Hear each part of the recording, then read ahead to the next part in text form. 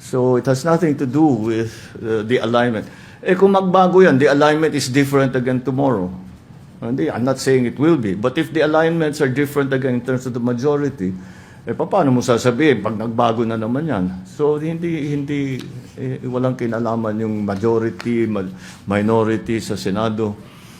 Ito ang dahil sa resulta ng mga investigasyon ng Blue Ribbon Committee at ang iba't ibang ahensya ng pamahalaan. Kasi sir, there are also concerns na because of the series of cases filed to some of the senators that are part of the majority bloc, well, including Senator Amy, she said that, well, maybe the majority 13 is being targeted. Are they Is being? targeted? So Look. are they Almost a year ago, ang sinabi ko sa taong bayan, kailangan malaman ng buong taong bayan ang katotohanan. At nung kami ay pinag-aaralan ng Ombudsman, ng Department of Justice, lahat ng mga aligasyon na dumating dahil sa flood control, maraming nagsasabi, bakit wala pang nangyayari? Bakit wala pang nangyayari? Bakit ang tagal ninyo? Namimili lang yata kayo kung sino yung i-prosecute ninyo. Ngayon, nandito na. At dahan-dahan lumalabas ng katotohanan.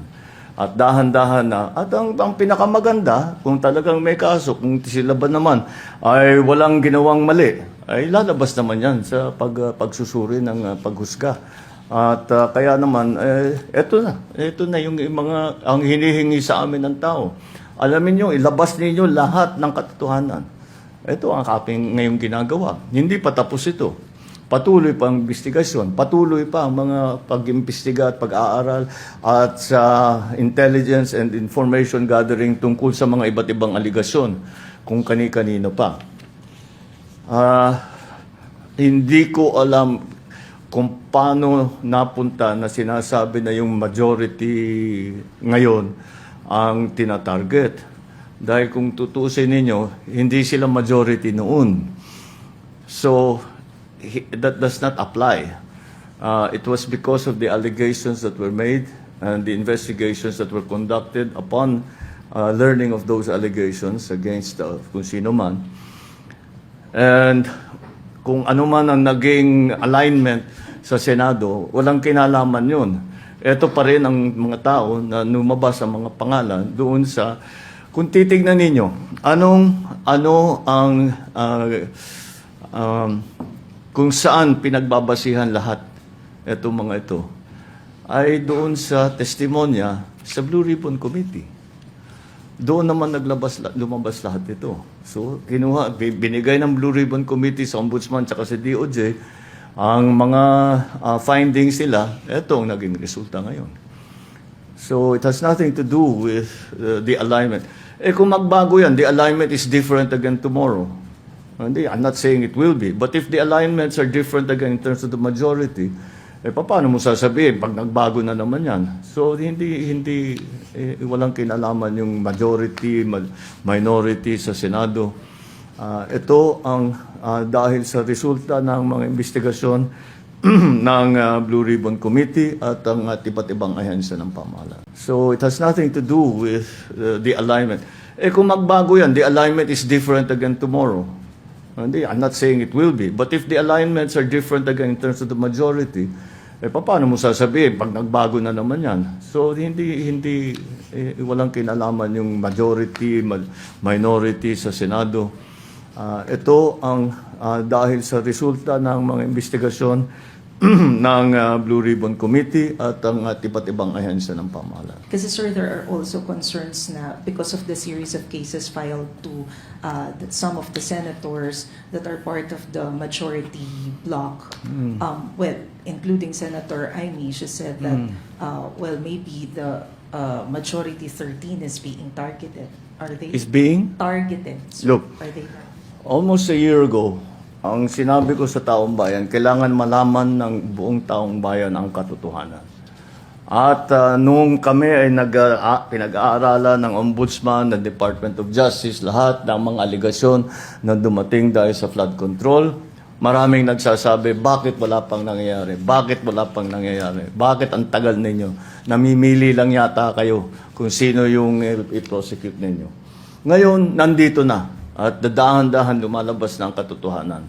At dahan-dahan na, at ang pinakamaganda, kung talagang may kaso, kung sila ba naman ay walang ginawang mali, ay lalabas naman yan sa pagsusuri ng paghusga. At kaya naman, eto na yung mga, ang hinihingi sa amin ng tao. Alamin nyo, ilabas ninyo lahat ng katotohanan. Ito ang aking ngayong ginagawa. Hindi pa tapos ito. Patuloy pa ang investigasyon, patuloy pa ang mga pag-imbestiga at pag-aaral at sa intelligence and information gathering tungkol sa mga iba't ibang aligasyon kung kani-kanino pa. Hindi ko alam kung paano napunta na sinasabi na yung majority ngayon ang tinatarget. Dahil kung tutusin ninyo, hindi sila majority noon. So, that does not apply. It was because of the allegations that were made and the investigations that were conducted upon learning of those allegations against kung sino man. And kung ano man ang naging alignment sa Senado, walang kinalaman yun. Ito pa rin ang mga tao na lumabas ang mga pangalan doon sa, kung titignan ninyo, ano ang kung saan pinagbabasihan lahat itong mga ito, ay doon sa testimonya sa Blue Ribbon Committee. Doon naman lumabas lahat ito. So, binigay ng Blue Ribbon Committee sa Ombudsman at sa DOJ ang mga findings nila, ito ang naging resulta ngayon. So, it has nothing to do with the alignment. Kung magbago yan, the alignment is different again tomorrow. I'm not saying it will be. But if the alignments are different again in terms of the majority, paano mo sasabihin pag nagbago na naman yan? So, walang kinalaman yung majority, minority sa Senado. Ito ang dahil sa resulta ng mga investigasyon ng Blue Ribbon Committee at ang iba't ibang ahensya ng pamahalaan. So, it has nothing to do with the alignment. Kung magbago yan, the alignment is different again tomorrow. I'm not saying it will be. But if the alignments are different again in terms of the majority, paano mo sasabihin pag nagbago na naman yan?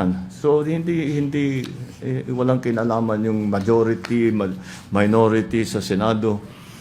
Ito ang dahil sa resulta ng mga investigasyon ng Blue Ribbon Committee at ang iba't ibang ahensya ng pamahalaan. Kasi sir, there are also concerns na because of the series of cases filed to that some of the senators that are part of the majority bloc, including Senator Amy, she said that, maybe the majority 13 is being targeted. Are they Is being? targeted? Sir? Look, Are they targeted? almost a year ago, ang sinabi ko sa taong bayan, kailangan malaman ng buong taong bayan ang katotohanan.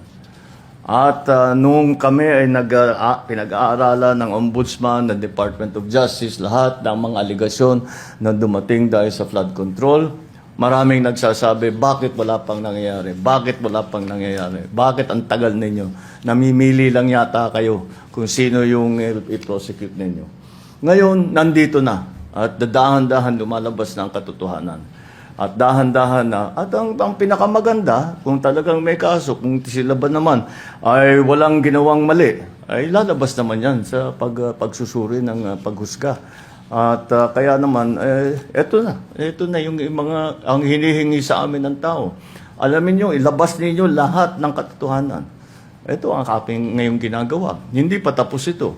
Patuloy pa ang investigasyon, patuloy pa ang mga pag-imbestiga at pag-aaral at sa intelligence and information gathering tungkol sa mga iba't ibang aligasyon kung kani-kanino pa.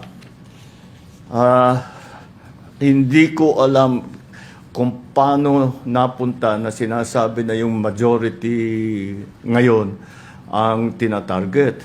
Dahil kung tutusin ninyo, hindi sila majority noon. So, that does not apply.